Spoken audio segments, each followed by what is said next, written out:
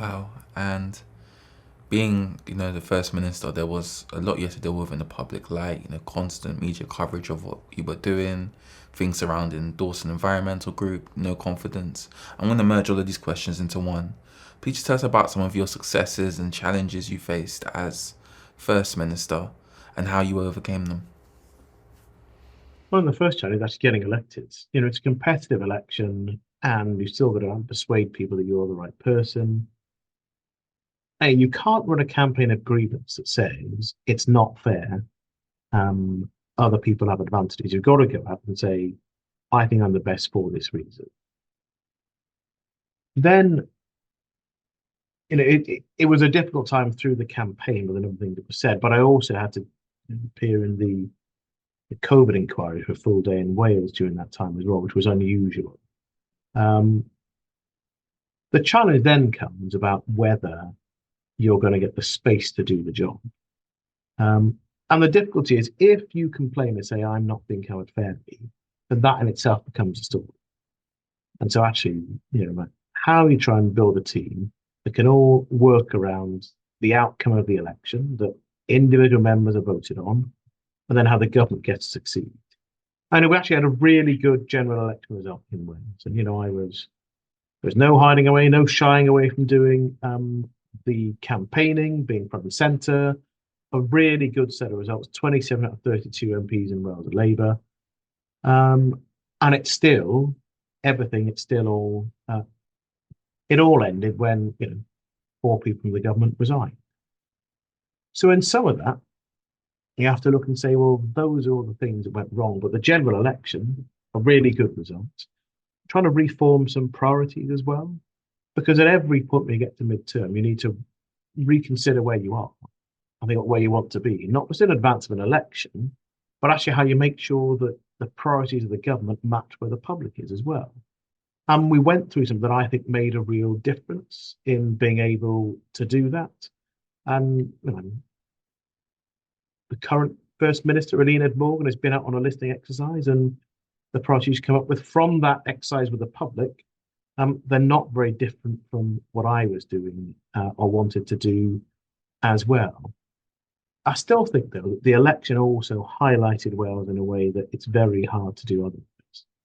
And the challenge is, I think, how you build on that and still have ambition for the country. That's one of the things I wanted to do to change the narrative about Wales is we're a country with real achievements, and we should be a country with high ambition and expectation for the future.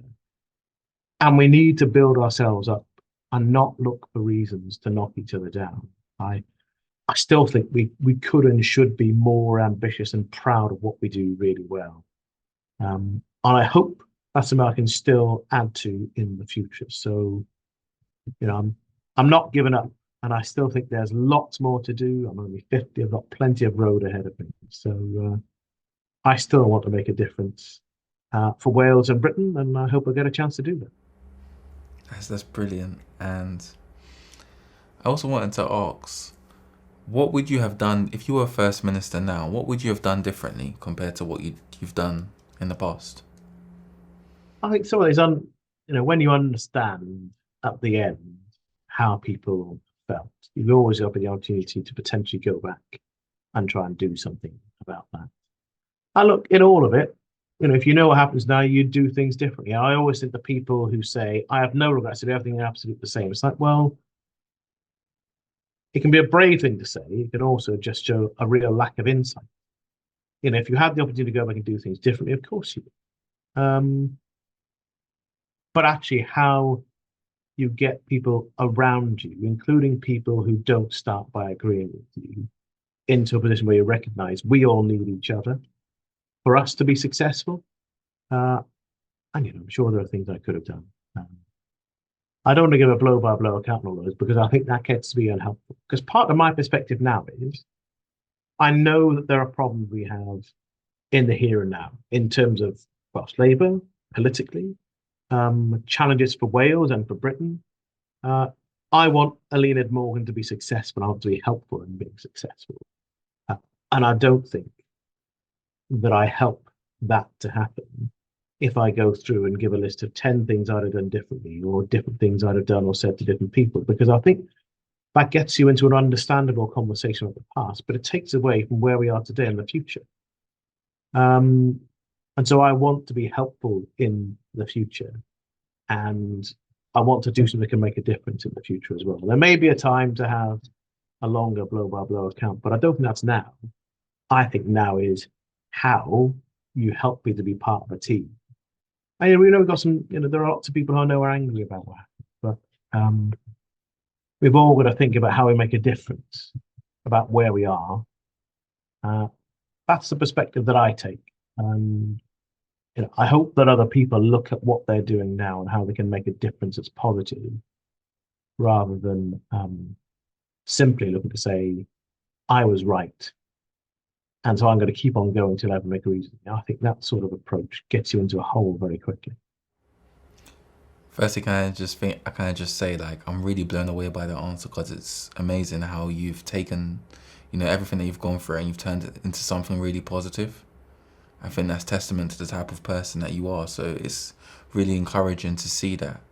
And one thing I'd also like to talk about, which I also found very, very great about you, is the way how you handled media attention. Now, when you're famous or you're in the public light, you have to deal with a lot of media attention, and you have to be a certain type of person to deal with that, because some people crumble under pressure while others handle it. How did you deal with the media attention? I mean, you were first minister then, but you're still in the limelight now. So how do you deal with media attention? Well, some of it is saying no. You don't have to take every opportunity to speak, but it's also to be clear about what you want to say, and not to get pushed into a corner. And look, I'll go back to one of the things I said earlier. There are times where you can feel that media attention isn't fair, and you're not being fairly represented and presented. If you want to try and fight that in public, then you create more noise, and you've got to think about, are you going to win that fight, and does it help? And that can be difficult, but there are times where it really isn't worth having the fight. There are other times where it absolutely is, and choosing an understanding that isn't straightforward. And I always think you should try to be calm. And I learned this because I had one terrible interview when I was a junior minister, and it went badly wrong, and the journalist was being prickly and difficult and not fair. But actually, when I said, look, I've answered your question, it's the third or fourth time, it was not fair, and then I lost my cool and I walked away. And actually, all of the entirely reasonable stuff that I'd been saying for the 3-4 minutes on camera first all got blown up the water. And the only story was me walking away. And so there are times where both you need to be more in control of what you're saying, but you also need to know that if you make a mistake like that, that's the story. And so, I was very clear, I'll never do that again, because that just makes you look terrible.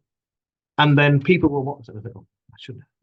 So, you as well as recognizing that someone's being deliberately prickly even though they know they shouldn't, all of that stuff you can think about. You need to keep that in your head, and you still need to think about, I'm the person on camera, I'm the person in front of the microphone, and I need to maintain myself and not get drawn into a difficult reaction. That's easier on some days than others, it's fair to say. But look, I have always tried throughout the last few months to keep my dignity. I didn't break any rules. I haven't broken any rules. I followed the rules throughout as a minister and in the contest. I've tried to be decent to people. I have been decent to people. And in the end, it wasn't enough for me to be still the first minister and to be a success in the way I wanted to change the country for the better.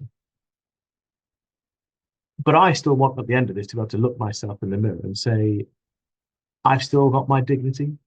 And the way I behave matters more than the way other people behave. So I think that matters when you're in front of a camera or microphone, as well as in other parts of your life as well. So that's how I try and do things. But we're all human, we're all people, and we all make mistakes, and sometimes they're in front of a camera. Mm-hmm.